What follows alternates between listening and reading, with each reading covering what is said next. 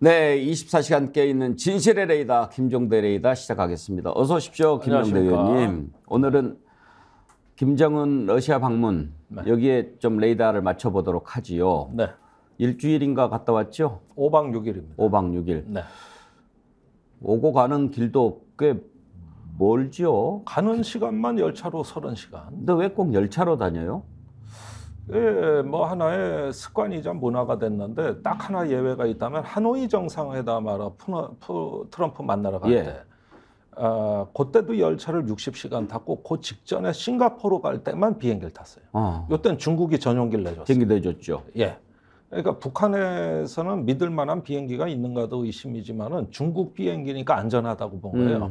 중국군의 저기 항공기를 미국이 겹치킬 요격 못하죠. 예. 예, 그래서 그런 부분이 이제 안전 때문에 기차를 타는 걸까요? 그리고 이제 안전 경호상의 이유면서도 또 포장을 합니다. 이역만리 그나마 머나먼 길을 지도자 동지께서 열차를 타고 개고생하는 걸 좀 부각을 시키려고. 그렇죠. 우리 지도자께서 이렇게 개고생하시면서 인민들을 위해서 애쓰신다. 그렇죠. 그러니까 제가 그때 특급 정보 하나 공개한 게 있는데 하노이 회담에 갔다 와서 그 다음 주에 뭐 노동당 간부 회의에서 김정은이 회의 진행하다 울었다는 거 아닙니까? 내가 그 많은 시간을 기차를 타고 경치 좋은 데까지 찾아갔는데 빈손으로 돌아왔다. 그러면서 인민들에게 뭔가 그 멀리까지 가가지고 내가 뭐 좀 어떻게 해보려고 그랬는데 그 트라우마가 눈물로 나왔다는 거 아니야. 눈물로. 이번에도 네. 30시간 갔다 왔으면 그 본전이 있어야 되는 거예요. 이번에는 어떻게 좀 챙겼다고 보십니까? 그러니까 이 국제적인 포위망을 돌파하는 확신을 얻었다. 어제 이제 저녁에 귀국길에 올랐거든요. 그런데 어제 아마 하산까지 도착하고 밤에 넘어오지 않았는가 봐요. 거리상으로는. 예. 그러니까 지금쯤이면 북한에 들어왔을 건데 이렇게 먼 길을 갔다 올 때 이제는 확신 없이 가지 않습니다. 그리고 이제 돌아와서도 보니까 제가 러시아에서 나오는 이렇게 조금씩 나오는 뉴스들을 봤을 때 분명히 이제 북러 간의 무기 공급망 체계가 구체화됐다. 그러니까 폭력의 공급망, 이 국제 분업 체계가 이제는 궤도에 올랐다는 거예요. 원래는 작년 11월에 북한 포탄이 바그너 용병그룹에 가가지고 작년 연말 전투에서 실전 테스트가 끝났습니다. 예. 그런데 최적의 조합으로 판명이 된 거예요. 러시아 무기하고 북한 포탄이 너무 호환성이 좋아요. 같은 무기를 쓰니까. 대표적으로 122mm, 그것도 그냥 122mm 포도 있지만 특히 그 중에서도 다연장 로켓, 또 152mm 이런 포들, 그 다음에 170mm도 있습니다. 주체포라고 하죠. 그 다음에 제가 보기에 이제 다량으로 갈 수 있는 후보 무기 중에 하나가 이스칸데르. 우리는 KN-23이라고 명명을 했는데 이스칸데르 미사일 이런 부분들의 어떤 북러 간의 협력이 최적의 조합. 이거는 이미 입증이 끝난 거예요. 이미 갔어요. 그리고 지금은 생산을 협의하는 거거든요. 그러니까 이건 국제 분업, 일종의 공급망 체계를 이제 얘기하는 거고, 그 다음에 러시아가 너무 많이 유혹을 했어요. 뭐 인공위성 개발해주겠다, 전투기 공장 와서 봐라, 인공위성 어떻게 해주겠다. 이렇게 되니까 김정은으로서는 뭐 이제는 드디어 돌파망을 뚫었다. 고지를 점령했다. 이렇게 인식하고 있는 것 같습니다. 러시아가 북한 무기 기대하는 것은 단순히 수량이 부족해서 물량이 부족해서 그런 겁니까? 아니면은 품질이 괜찮다고 보는 겁니까? 그러니까 둘 다인데 작년에 올해죠. 6월에 바그너 용병그룹이 반란을 일으킨 이유가 포탄 부족으로부터 시작된 갈등이거든요. 그러니까 포탄이 부족하면 어떤 꼴을 당한다는 걸 러시아가 너무나 절실하게 깨달았으니까 일단 긴박해졌다. 그런데 올해만 해도 부족한 포탄이 500만 발 정도로 추정된단 말이죠. 그러니까 그런데 생산량이 230만 발밖에 안 돼요. 그러니까 이런 어떤 공백을 시급히 메워야 하지 않으면은 전선 방어가 불가능하다는 이런 긴박성. 그 다음에 7월에 세르게이 쇼이구 러시아 국방장관이 와서 생산 공정을 둘러봤단 말이에요. 그런데 보니까 이거는 잠재력이 상당하거든요. 그러니까 결국은 이런 부분에서 세계 3위의 포병 국가입니다, 북한이. 그러니까 그 신뢰성이 입증이 된 거예요. 이게 미국, 러시아 다음이 북한이에요. 그러니까 저기 어느 정도냐 하면은 남북한이 다 세계적인 포병 국가 3, 4위 국가인데 전 세계 서방의 자주포가 4,600대입니다. 그중에 2,100대가 한국이에요. 세계 포병 전력의 절반이 지금 한국이고 북한의 경우에는 러시아 포병 전력하고 거의 수량 면에서는 저기 버금가거든요. 그러니까 이게 남북한이 전 세계 그 포병 전력의 과반수를 차지해요. 이게 어마어마한 겁니다. 그러니까 이것이 얼마나 절박한가. 이게 분명히 같고. 저기 같은 시간대에 젤렌스키 대통령을 만나는 원희룡 국토부 장관이 지금 같은 시간에 우크라이나에 가 있었지 않습니까? 예. 그때 젤렌스키 대통령이 추가 무기 지원을 얘기한 걸로 돼 있어요. 그러니까 남북한의 냉전을 유럽으로 수출하는 구조가 완성돼 가고 있다. 이 국제분업 체계가 새로운 어떤 그 폭력의 공급망이 남북한이 어떤 절대 강자로 부각이 되는 이런 어떤 그 놀라운 일이 지금 벌어지고 있다 이거예요. 무기 거래가 이루어진다면 이제 상당히 여러 가지 복잡한 문제들이 생길 건데 무엇보다도 지금 우리가 좀 주목해야 될 부분이 국제 질서에 큰 영향을 미칠 것 같다는 점입니다. 지금 이제 유엔 중심의 국제 질서가 딱 자리에 잡혀 있지 않습니까? 네. 그런데 못하게 하고 있는 것을 번연히 한단 말이에요. 네. 그러면서 지금 이제 김정은 같은 경우에 이번에는 지금 제재 대상인 사람, 외국으로 여행을 못 가게 돼 있는 그런 사람도 데리고 가고 또 러시아도 못하게 돼 있는 것을 하면서 일단 푸틴은 뭐 우리 합의 위반한 적은 없다라고 하지만 엄연히 유엔이 금지하고 있는 것들을 다 위반하고 있지 않습니까? 네. 이런 상황에서 이런 정상회담이 이루어졌기 때문에 이제 이렇게 가다가는 유엔 중심의 국제 질서를 아예 무시하고 가버리겠다는 건가? 이런 생각이 든단 말이에요. 그렇다면 또 다른 문제가 생기는 거 아닙니까? 그러니까 세 가지 의미가 있습니다. 첫 번째가 말씀하신 대로 이제 유엔을 통한 어떤 공론과 수구의 과정은 끝났다. 이건 참으로 슬픈 일이거든요. 2차 대전 이후에 아무리 유엔이 권위가 없다 어쩌다 해도 그래도 한국 전쟁도 유엔군이 치른 전쟁이고 유엔이 국제사회에서 가장 중심 행위자였다는 이 전통이 이제 무너지는 것이죠. 그 중에서도 유엔 안보리는 이제 회의 소집조차 힘들어졌어요. 이런 정도고 결의하는커녕 의장 성명도 이제 안 나오고 있습니다. 이런 면에서 이제 국제 간의 거버넌스가 와해되고 있다. 이게 첫 번째 의미고, 두 번째는 우크라이나 전쟁이 장기화되고 소모전의 양상으로 앞으로 계속되면서 바이든 대통령 재선도 힘들어졌다. 지금 그 바이든 대통령이 우크라이나에 1,000억 달러를 지원했는데 공화당 일각은 지금 추가 지원 반대입니다. 그런데 지금 북한 포탄이 가면 우크라이나 시민들이 계속 죽어나갈 거고, 그러면 미국은 지원 안 할 수가 없거든요. 내년 대선 어떻게 치르느냐 이게. 그래가지고 이건 미국으로서도 우크라이나전은 재앙이다. 세 번째가 더 심각한데, 그 북한이 이제 재래식 무기의 지원을 러시아로부터 받아가지고 현대화된 군사 강국으로서 도약하게 되면은 미국에 대한 안보 위협이 더욱더 확장돼서 이제는 우크라이나, 북한 두 개를 동시에 대비해야 되는 상황에 내몰릴 수가 있고, 그 뒷배에 중국과 러시아가 있다는 시나리오는 이건 거의 재앙입니다. 그러니까 이 세 가지 재앙이 겹치는 거거든요. 그런데 생각해 보십시오. 이게 얼마나 끔찍하냐 하면은 우리가 지금 왜 이렇게 무감각한지 이해가 안 가는데, 1950년에 한국 전쟁이 어떻게 일어났습니까? 스탈린이 김일성을 지원했고, 주로 탱크라든가 어떤 그 여러 가지 포라든가 이런 것들을 지원했고, 그마저도 안 되니까 중국 의용군이 나중에 참전을 해가지고 그 북한을 도운 거예요. 그래가지고 한국 전쟁이 이제 전선에서 휴전선에서 3년 만에 종결이 됐는데 인류 역사상 가장 끔찍한 390만 명이 죽은 전쟁입니다. 그런데 지금 푸틴이 김정은을 지원하고 중국이 발을 담그는 모양으로 가고 있다? 옛날에 중국, 소련이 사이가 안 좋을 때는 한쪽의 도우면 한쪽은 견제했는데 지금 중국, 러시아 사이가 좋거든요. 거기서 일어난 일이라는 게 충격이에요. 그러니까 이거는 뭐냐면은 지금 윤 대통령이 유엔 총회 가가지고 뭐 30개국 정상 만나고 이럴 때가 아닙니다. 지금 저기 중국, 러시아가 엄연히 대한민국 수교 국가이기 때문에 대사관이 있는 나라이기 때문에 당장 특사를 보내야 돼요. 안 되면 대통령이 직접 나서서 지금 개입해도 시원찮을 판이거든요.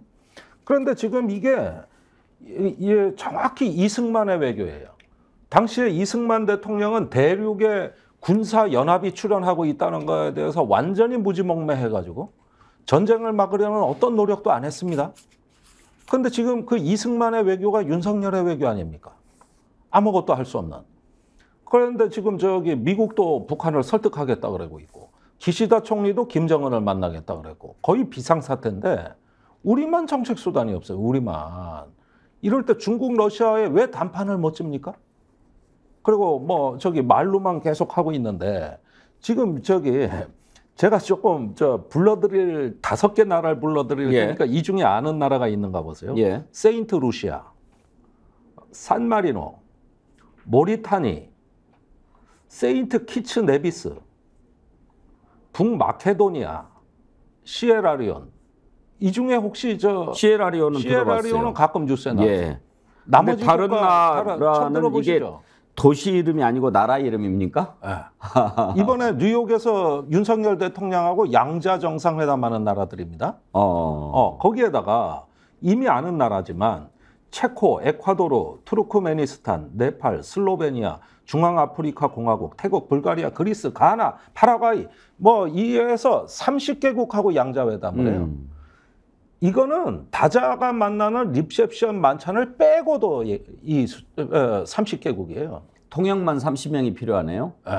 그리고 돌아와서 그 30명 정상 이름을 윤 대통령이 기억하겠냐고. 그러면은 거의 20분, 10분 단위의 정상회담이 돼야 이 숫자가 나오는데 이게 20날, 21일 양일간 이 정상회담을 소화한다는 이렇게 거거든요. 만나는 거는 엑스포 유치 때문입니까? 엑스포 유치 때문인데 그리고 기네스북에 이거 신기록 등재 신청한다는 거 아닙니까? 이건 대통령실이 발표한 내용이에요. 그러면은 봐보세요. 자, 이번에 유엔 외교는 이승만의 외교를 할 것이냐 아니면 우리도 글로벌 중추국가라고 자기들이 얘기해온 대로 한반도 주변 정세에 적극적으로 개입하는 외교를 할 것이냐. 이거 갈림들이에요. 그러니까 정확히 말하면 이승만의 외교, 무지몽매한 외교에서 전쟁이란 재앙을 맞이할 것이냐 아니면 김대중의 외교, 그 4대 강국 평화보장론을 얘기하고 육자회담을 열어서 그 전쟁을 예방하는 외교를 할 것이냐. 둘 중에 하나입니다. 지금 상황은.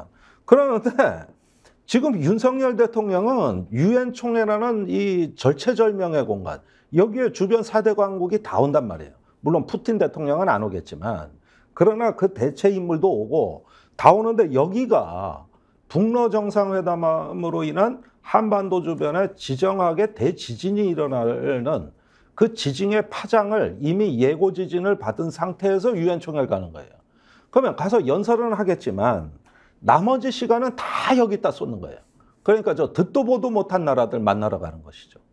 그러니까 이게 부산 엑스포 그거라는데 이게 지금 이래 경중을 가려야지 그래 국가의 안위와 국민의 안전에 가장 중요한 변수, 냉전 종식 이후 가장 중요한 변수가 출현했는데 여기에 대해 말이 없다? 그 다음에 정책 수단이 없다? 그 다음에 아무 일도 안 한다? 이거 탄핵감이에요. 어떻게 이런 일이 가능합니까? 거기에다가 지금 이 만나는 나라들 몇 면을 보면은 요즘 유행어로 글로벌 사우스라 그래요. 개발도상국 국가들인데 지금 중국, 러시아가 급속히 영향력을 확대하는 공간이잖아요. 지금 미국이 설정한 규칙을 믿지 않는 나라들이에요. 왜 그렇게 됐느냐? 그 팬데믹 때 백신 갖고 거지 취급받았어요. 저기 선진국이 1인당 3회 접종받는 기간에 이 나라의 97%가 백신 구경을 못했습니다. 그래가지고 거지 취급을 받았는데 코백스라고 국제기구도 만들어놨는데 강대국들이 전부 다 제약회사하고 이명계약 체결해가지고 백신을 독과점한 데 돼가지고 아주 한이 맺힌 나라들이야.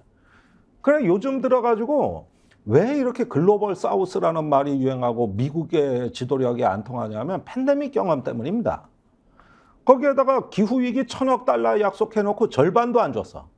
절반은커녕 3분의 1도 안 줬어. 그래 이제 서구 세계를 안 믿어요. 그런데 이렇게 한미일 동맹 일변도로 해놓고 글로벌 사우스로 이제 접근을 하는 게 부산 엑스포 때문에 접근한다는 얘기인데 거기에 대해 가지고 대한민국이 이런 엑스포 문제 이러면서 저 대한민국도 보니까 국민 자기들 백신 구경도 못했을 때 접종률이 80%가 넘었던 나라인데 지금 이런 게 배알이 꼬여가 있는 상황이란 말입니다. 이 국제 정세가. 그러면은 제가 보기에는 그 지금 해야 될 일은 그런 엉뚱한 짓 할 때가 아니라 중국 러시아하고 단판을 져야 돼요. 안 되면 대통령이 직접 나서라도. 그리고 중국 러시아 만나자 그래 만나줘요. 지금도. 그랬는데 그놈의 한미일 공산 전체주의 그 타령 때문에 안 되는 겁니다. 이게. 이렇게 되고 나면은 이 올해 10월에 이제 북한이 쌍십절 행사가 있고 인공위성 발사한다는데 성공이라도 해보십시오. 무슨 일이 생기는지 아십니까? 우리 지금 국방부가 우리 군의 정찰위성 2대를 띄우는 게 목표 연도가 2027년, 2028년이에요. 근데 북한이 먼저 성공해버리는 거예요. 다시 말하면 우주 경쟁에서 북한에 지는 거예요. 이게 한반도판 스푸트니크 충격이에요. 그런데 지금 이런 상황에서 러시아가 그걸 자기들이 떠맡겠다고 지금 얘기를 해버린 거거든요. 아니 이게 한미일 동맹 아무리 잘하면 뭐합니까? 여기는 원래 있던 동맹이 강화되는 거고 저쪽은 없던 동맹이 생겨나는 건데 뭐가 더 효과가 크겠어요? 그건 물은 한만하예요. 그러니까 이런 상황에서 대통령이 이번에 유엔 총회에 그 참석자 출국하기 전에 대통령실 브리핑이 이 부분에 대한 대책이 한 개도 안 나왔다는 거예요. 이게 도대체가 제가 보기에는 김대중식 외교가 아니라 이승만식 자유방임 외교, 무지몽매 외교, 그러다가 인구의 11%가 사망한 그래 세계에서 가장 끔찍한 전쟁을 겪은 이 나라가 이승만을 국부로 추대하니까 외교도 이승만을 닮아가고 있는 거예요. 그때 이승만이 미국 타령만 하고 있었잖아요. 그러다가 이 대륙연합이 출연하는 거에 뭐 완전히 그냥 나 몰라라 하고 있고 뭐 점심은 평양에서 먹고 저녁은 신의주에서 먹는다고 헛소리 허세 부리다가 망한 거 아니에요 나라가. 그리고 제일 먼저 도망갔고 지금 그거 하고 있는 거예요. 이 윤석열 외교는 이승만 외교예요. 이제 이번에 유엔 총회 가가지고 연설을 하지 않습니까? 네. 어떤 내용이 될까 궁금한데 대통령실 관계자가 이런 얘기를 했네요.